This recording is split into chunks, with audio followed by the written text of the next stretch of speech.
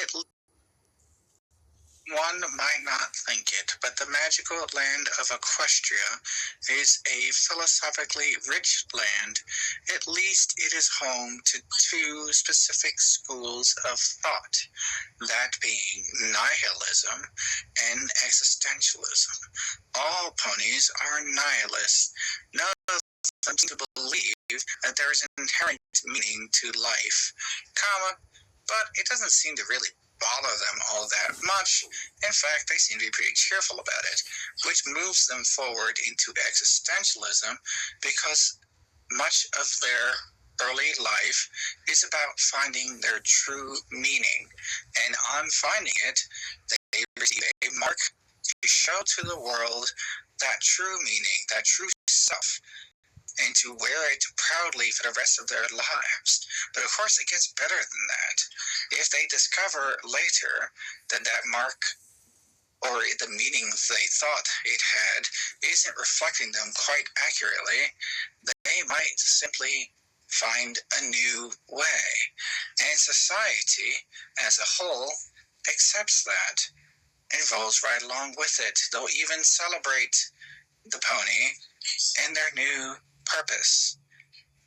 My Little Pony, at least Generation 4, is an existentialist wonderland.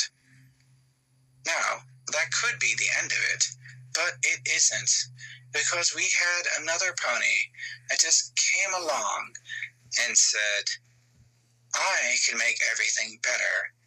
I can make it so that you don't have to be different from everybody else. And all of the terrible things that come from that difference can be banished away. And so came Starlight Glimmer. What she offered was a deliciously appealing thing that she could simply scare away such scary things. But in doing so, she hid away everyone's true purpose, their true being.